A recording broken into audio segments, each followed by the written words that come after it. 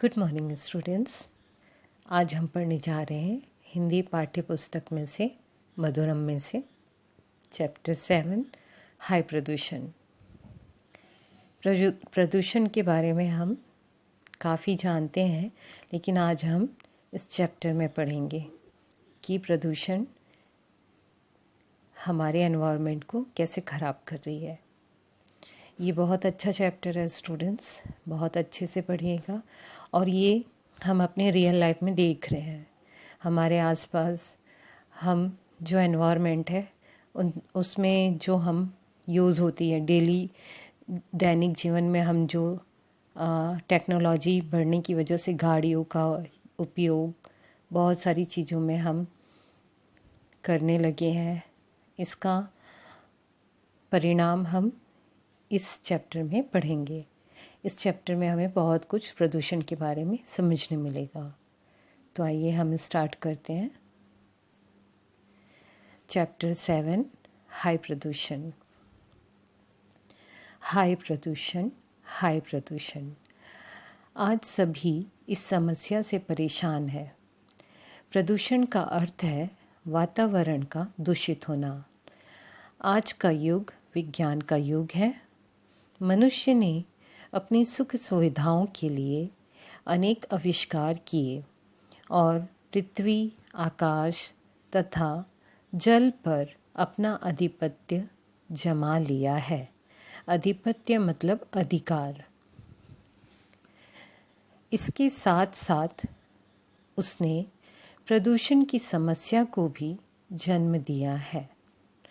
मनुष्य के शरीर को शुद्ध वायु एवं जल की आवश्यकता होती है, जिन्हें प्रकृति ने मनुष्य को विशुद्ध रूप में दिया था।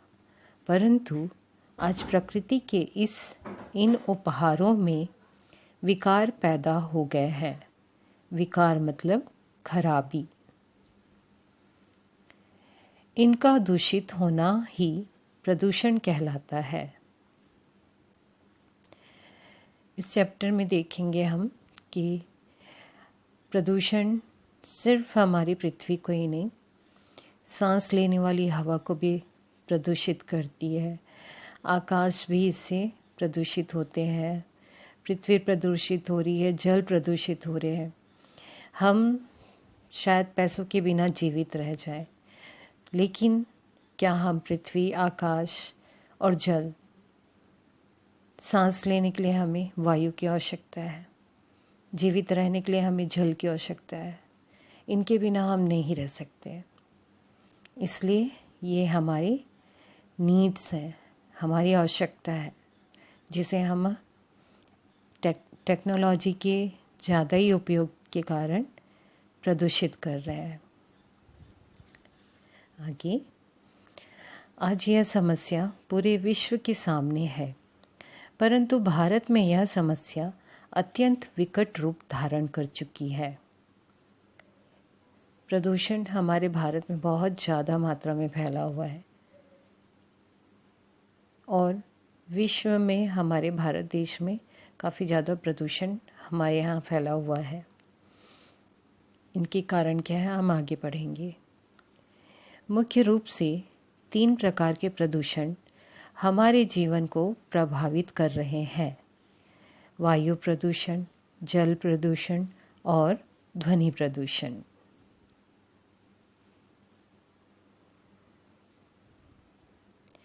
प्रदूषण के 3 प्रकार हमने देखा: वायु प्रदूषण, जल प्रदूषण और ध्वनि प्रदूषण। अब हम आगे वायु प्रदूषण के बारे में पढ़ेंगे। आइए, वायु प्रदूषण। वायु जीवन का आधार है। वायु प्रदूषण से हमारा तात्पर्य है वायु में ऑक्सीजन की मात्रा का घटना या कार्बन डाइऑक्साइड एवं कार्बन मोनोऑक्साइड जैसी विषैली गैसों का बढ़ना वायु प्रदूषण कहलाता है। ऑक्सीजन की कमी से सांस लेने में भी कठिनाई होती है, जिससे कई रोगों का जन्म होता है। ऑक्सीजन की मात्रा बढ़ाने वाले वनों को अधिक लगाने के स्थान पर मनुष्य ने उन्हें काटना प्रारंभ कर दिया है। आजकल यातायात के साधनों में इतनी वृद्धि हुई है कि वे हर समय जहरीला धुआं छोड़ते रहते हैं, जो वायुमंडल को दूषित बना देता है। बढ़ते उद्योग धंधों के दुर्गंधपूर्ण गंदे नालों एवं जहरीली धुआं उगलती चिमनियों ने भी वायु प्रदूषण की समस्या को बढ़ा दिया है। इसी कारण आज खांसी, दमा तथा तपेदिक, जिसे टीबी कहते हैं, के रोगियों की संख्या में निरंतर वृद्धि होती जा रही है। वायु प्रदूषण, जब वायु में प्रदूषण कैसे बढ़ता है? वायु प्रदूषण में वायु में ऑक्सीजन की मात्रा कम होने लगती है और विषैली गैसों की मात्रा बढ़ने लगती है, जिससे सांस लेने में तकलीफ़ होने लगती है। और इसके बहुत सारे कारण भी होते हैं। जब विषैली गैसें वायु में मिलेंगी तो हमें अनेक प्रकार की बीमारियां होती हैं, जैसे कि दमा, खांसी और टीबी टाइप की बीमारियां होती हैं। और ये सब कैसे होने लगता है? वायु प्रदूषण, मिलों से निकलने वाली जहरीली गैसें, जो विषैला धुआं है, और गाड़ियों से निकलने वाली जो धुआएं हैं, बहुत ज़्यादा गाड़ियों के यूज़ के क्या होता है, हमारे एनवायरनमेंट में विषैली धुआएं मिल जाती हैं। फिर वो वायु जो है प्रदूषित हो जाती है और उसमें हम सांस लेते हैं तो हम बीमार पड़ते हैं। आगे हम देखते हैं नेक्स्ट, जल प्रदूषण। प्रदूषण का दूसरा कारण जल प्रदूषण। मनुष्य की दूसरी प्रमुख आवश्यकता है जल। आज मनुष्य को पीने के लिए स्वच्छ जल नहीं मिलता। नदियों का बहता जल पीना पहले हानिकारक नहीं था। वह निर्मल, स्वच्छ एवं मीठा होता था। धरती के नीचे विशुद्ध जल संग्रहित था। लेकिन आज मनुष्य ने जल को भी शुद्ध नहीं रहने दिया। कारखानों का विषैला कचरा नदियों में बहने से नदियों, जलाशयों के पास मनुष्य द्वारा मल मूत्र विसर्जन करने से, कपड़े धोने से, पालतू पशु नहलाने से जल प्रदूषण होता है। आजकल प्रदूषित जल को पीने से हैजा, पीलिया आदि रोग फैल रहे हैं। जल प्रदूषण कैसे फैलता है? देखिए, मनुष्य की मुख्य दूसरी आवश्यकता है जल प्रदूषण। जल, इंसान जल के बिना जीवित नहीं रह सकता, और जल ही जब दूषित हो जाए तो हम पिएंगे क्या? स्वच्छ जल हमारे पीने के लिए नहीं रहेगा। पहले इतना हम टेक्नोलॉजी को यूज़ नहीं करते थे, जिनसे पहले हम नदियों के पानी तक पी जाते थे, लेकिन हम बीमार नहीं होते थे, क्योंकि उन नदियों के पानी में विषैला पदार्थ नहीं मिला हुआ होता था। पहले स्वच्छ, निर्मल, मीठा जल होता था। लेकिन अभी फैक्ट्रीज़ के उपयोग से, उसके निकलने वाले कचरों से जो नदियों में बहा दिए जाते हैं, उन्हीं नदियों के पानी में मनुष्य द्वारा मल मूत्रों का विसर्जन किया जाता है। उन्हीं में ही कपड़े धोए जाते हैं, पालतू पशु नहाते हैं, जिसकी वजह से जल अशुद्ध हो जाता है और जल प्रदूषण की समस्या उत्पन्न होती है। और इस प्रकार के दूषित जल को पीने से बहुत प्रकार की बीमारियां होती हैं, जैसे हैज़ा, पीलिया, इस टाइप की बीमारियां होती हैं।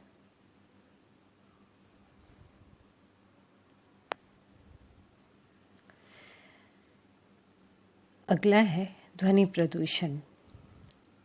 ध्वनि प्रदूषण से अभिप्राय है अनावश्यक, असुविधाजनक, अनुपयोगी आवाज़ का शोर।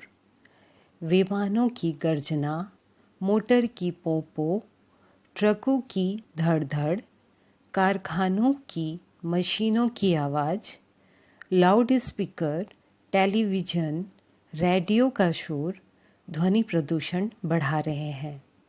ये कर्णभेदी ध्वनियाँ हमारी श्रवण शक्ति को प्रभावित करती है। कर्णभेदी मतलब कानों में चुभने वाली ध्वनियाँ।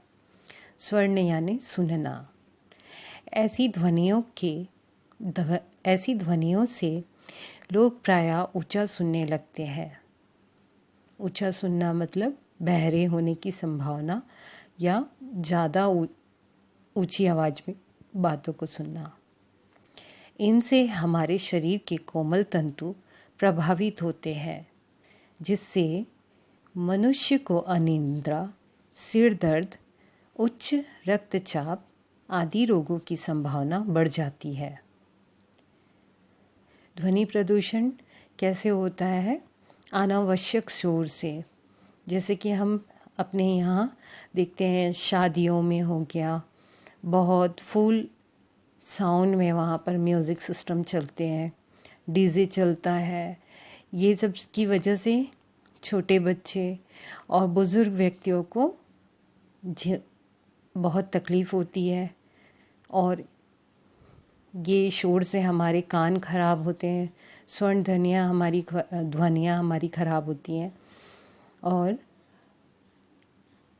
मशीनों की आवाज़ों से, कारखानों में जो मशीनें उपयोग की जाती हैं वो बहुत बड़ी बड़ी होती हैं और बहुत शोर करती हैं। उनके द्वारा क्या होता है, उनसे भी शोर उत्पन्न होता है, जिससे हमारे स्वर्ण शक्ति कम होती है। लाउड स्पीकर, जैसे कि कोई फेस्टिवल्स हो गए, शादी हो गए या कोई सम्मेलन हो गया, वहाँ पर फुल साउंड में लाउड स्पीकर यूज़ की जाती है, जिसके उपयोग से अन्य स्थानों में रहने वाले आसपास के लोगों को काफ़ी दिक्कतें होती हैं उस स्पीकर से। टेलीविज़न साउंड हो गया, रेडियो हो गई, ये सब की ध्वनियाँ जो हैं इतनी तेज़ होती हैं कि ये हमारे कानों को नुकसान पहुंचाती है और हमारे सुनने की शक्ति को धीमा करती है। इसकी वजह से क्या क्या होता है, हमें ध्वनि प्रदूषण की वजह से अनिद्रा होने लगती है, मतलब हमें नींद नहीं आती और सर में दर्द होने लगता है और उच्च रक्तचाप की समस्या होने लगती है, मतलब हमारा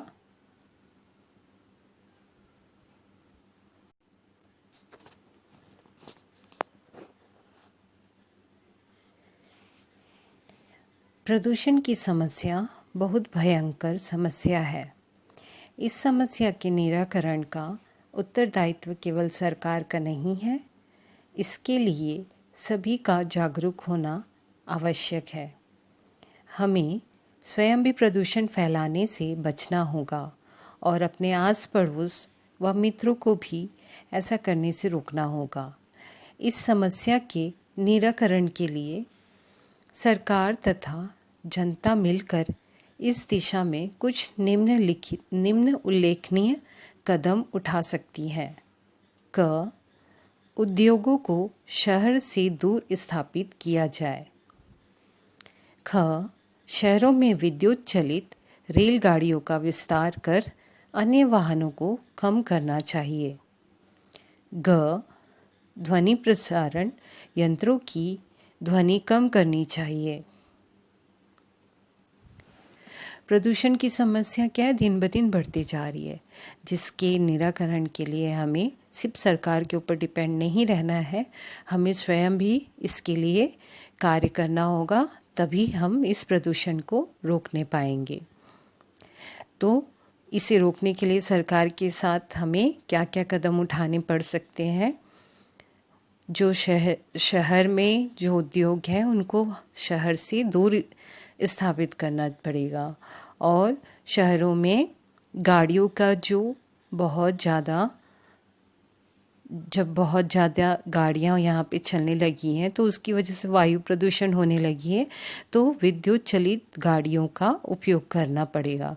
विद्युत चलित गाड़ियाँ अगर हम उपयोग करते हैं तो उसमें से धुआं बहुत कम ही मात्रा में वायु में मिलेगा और इस प्रकार से वायु प्रदूषण काफ़ी कम हो जाएगा। और ध्वनि प्रसारण यंत्रों की ध्वनि को हमको कम करनी चाहिए, जिससे कि ध्वनि प्रदूषण की समस्या भी कम हो सकती है। घ, कारखानों, मकानों व भवनों में अधिक ऊंची चिमनियां लगाई जाए। ड, वनों की कटाई ना की जाए, अधिक से अधिक वृक्ष लगाए जाए। यदि हर व्यक्ति प्रतिवर्ष 5 पेड़ लगाने का संकल्प ले तो पर्यावरण प्रदूषण मुक्त हो सकता है। च, पीने योग्य पानी का उपयोग पशुओं के नहाने, कपड़े, वाहन आदि धोने के लिए ना करने के निर्देश दिए गए हैं। तीर्थ स्थानों पर पवित्र नदियों में लोगों द्वारा तेल, साबुन आदि के प्रयोग पर रोक लगाई गई है। हम सब नागरिकों को इस ओर ध्यान देना चाहिए। अतः हमें आज के युग की प्रमुख समस्या प्रदूषण को कम करना है, जिससे मनुष्य स्वच्छ पर्यावरण में जी सके। आज हम सबका यही नारा होना चाहिए, आओ हम सब वृक्ष लगाएं, पर्यावरण को स्वच्छ बनाएं, प्रदूषण को दूर भगाएं, जल और वायु शुद्ध पाएं। पर्यावरण की समस्या से बचने के लिए आगे हमें कारखानों और मकानों में जो चिमनियाँ लगाई जाती हैं उसकी हाइट उससे बहुत ऊंची करनी पड़ेगी। ऊंची करेंगे तो हम क्या है, वायु प्रदूषण जो है वो थोड़ी कम मात्रा में होगी। और जो अनावश्यक वनों की कटाई की जाती है उस पर हमें रोक लगाना चाहिए और अधिक से अधिक मात्रा में हमें वृक्ष लगाने चाहिए, जिससे कि हमारा पर्यावरण प्रदूषण मुक्त हो सके। इसलिए हमारे यहाँ आपने देखा होगा, हम जुलाई के फर्स्ट वीक में वृक्ष लगाते हैं, पौधे लगाते हैं जुलाई के महीने में। और हर व्यक्ति अगर यही संकल्प ले ले कि हमें वृक्ष को बचाना है और पेड़ लगाना है, तो प्रदूषण हम काफ़ी हद तक कम करने में सहयोग कर सकते हैं। पीने के पानी के उपयोग के लिए वहाँ पे निर्देश दिए हुए रहते हैं कि इनमें पशुओं को ना नहलाया जाए, कपड़े ना धोए जाए। तो इन निर्देशों का हमें पालन करना चाहिए। और जैसे कि हमारे यहाँ की पवित्र नदियाँ हैं, उन नदियों में हमें श्रद्धा के रूप में हम जो अन्य सामान उसमें विसर्जित करते हैं वो हमें नहीं करना चाहिए। उससे हमारी नदियाँ जो हैं दूषित होती हैं और उनका पानी खराब हो जाता है। इसलिए जैसे सरकार ने निर्देश दिए हैं कि नदियों में तेल, साबुन और फूल और बहुत सारे मूर्तियों का विसर्जन, ये सारी चीज़ों पे काफ़ी हद तक की सरकार ने रोक लगाई है। तो हमें ये सारी जो निर्देश दिए गए हैं अगर हम फॉलो करेंगे तो हम पर्यावरण को प्रदूषित होने से बचा सकते हैं। और इसके लिए हमारे यहाँ स्लोगन भी दिया गया है, बहुत सुंदर सा स्लोगन है और बहुत ही अच्छा नारा यहाँ पर है, आओ हम वृक्ष लगाएं। हम यहाँ पर अपने यहाँ वृक्ष लगाएंगे तो हमारा पर्यावरण स्वच्छ हो जाएगा। और अगर पर्यावरण स्वच्छ होगा तो प्रदूषण दूर हो जाएगा और हमारे जल और वायु शुद्ध हो जाएंगे। स्टूडेंट्स, इस प्रकार से आपका ये चैप्टर हाई प्रदूषण जो बहुत ही अच्छा है। इससे हमें सीखना चाहिए कि हमें वायु प्रदूषण, जल प्रदूषण और ध्वनि प्रदूषण होने से हम अपने पर्यावरण को बचा सकते हैं। इन सारे पर्यावरण में इन सारे प्रदूषणों को हमें रोकने की कोशिश करनी चाहिए, तभी हम स्वस्थ रहेंगे, हमारा पर्यावरण स्वस्थ रहेगा। ओके स्टूडेंट्स, ये चैप्टर आपका यहीं ओवर होता है।